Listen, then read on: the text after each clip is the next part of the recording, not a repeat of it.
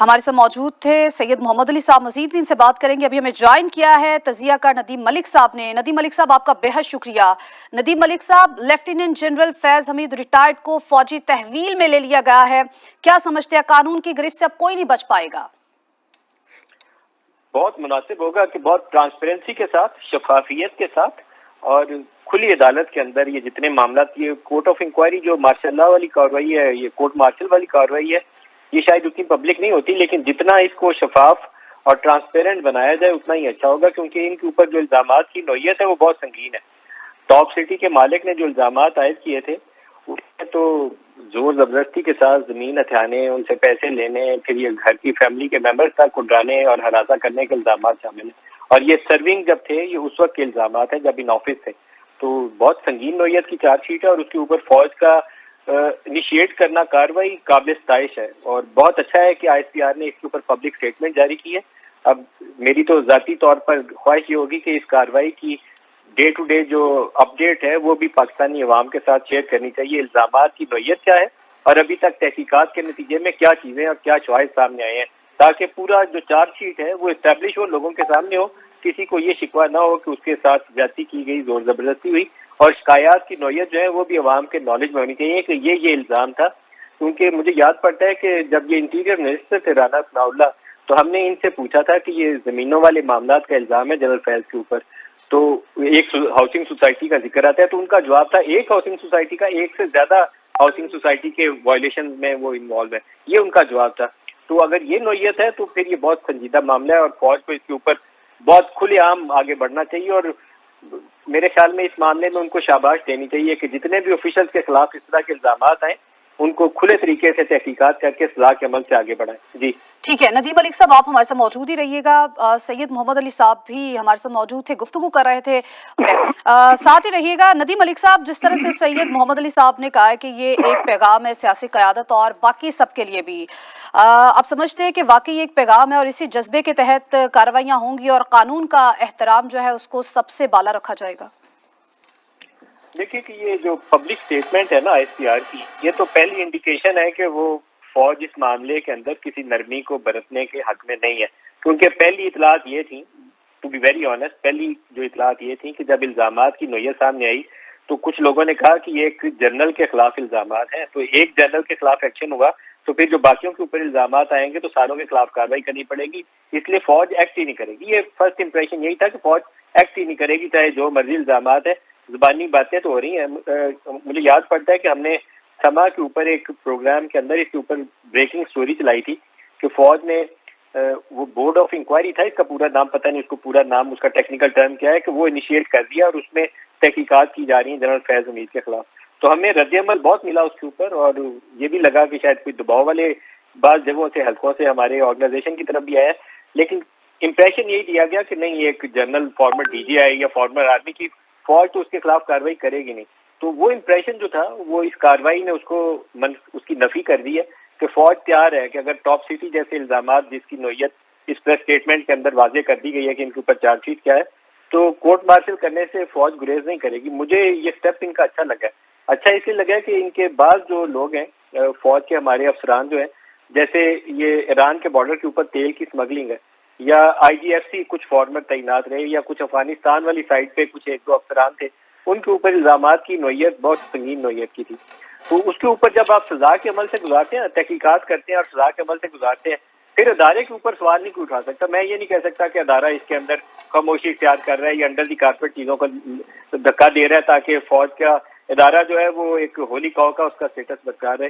تو اس معاملے میں یہ ایک ویلکم موو ہے اور اس کو فوج کو شاباش دینی چاہیے اور انکریج کرنا چاہیے کہ اسی شفافیت کے ساتھ آگے بڑھیے.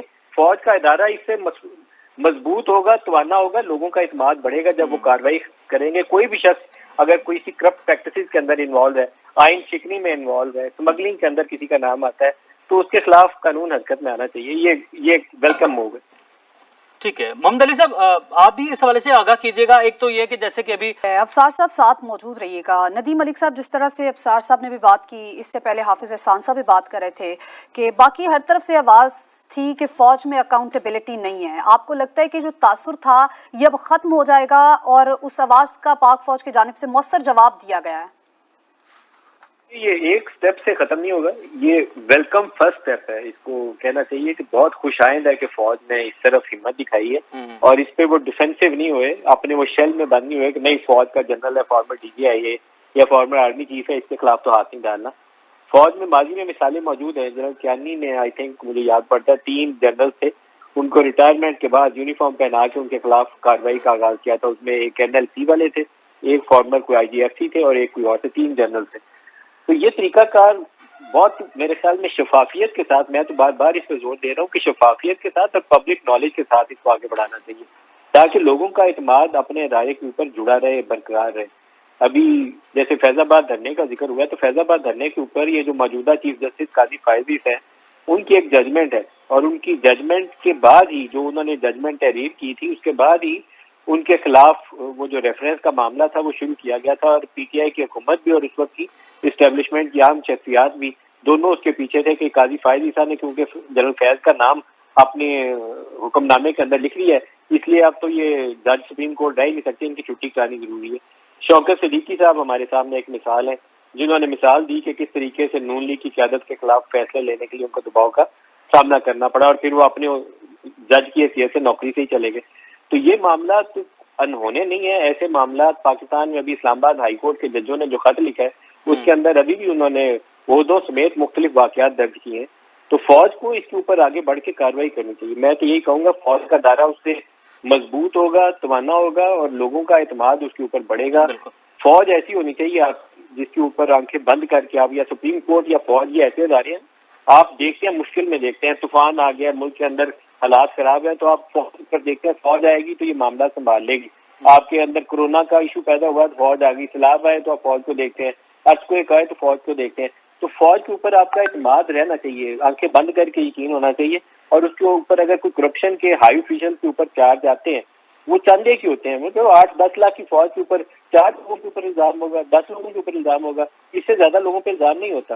لیکن اس کے اوپر ڈیفینسو نہیں ہونا چاہیے، تحقیقات کر کے جرم ثابت ہو سزا دینی چاہیے اور پبلک نالج میں ہونی چاہیے کہ یہ جرم تھا، یہ الزام تھا، یہ ثابت ہوا ہے، اس کے اوپر یہ سزا دے رہے ہیں. ادارہ اس سے مضبوط ہوگا، کمزور نہیں ہوگا. جی بالکل ندیم صاحب ساتھ ہی رہے گا. ابصار صاحب آپ کی جانب بڑھتے ہیں. آپ نے ایک بڑا جو ہے وہ ہم آپ نے جو آغاز کیا گفتگو کا اس پہ روشنی ڈالی ہے ابصار صاحب. جیسے آپ نے کہا کہ پروسیس جو ہے وہ ٹرانسپیرنٹ ہونا چاہیے تاکہ کسی کو بھی پروپیگنڈا کرنے کا موقع نہ ملے. ندیم ملک صاحب ہم نے ماضی میں بھی دیکھا بہت سے ایسے کیسز جن کی مثالیں موجود ہیں جو کہ ڈیلے ہو جاتا ہے یا پھر وقت کی دھول میں وہ فائلیں جو ہے وہ دب کے رہ جاتی ہیں. آپ نے بھی مثال دی ماضی کی اور آپ نے بھی کہا کہ پہلے بھی ایسا ہوا تھا لیکن پھر کچھ ہوا نہیں ہے. آپ نے کہا کہ یہ پہلا سٹیپ ہے، ابھی تو شروع ہوا ہے یہ معاملہ.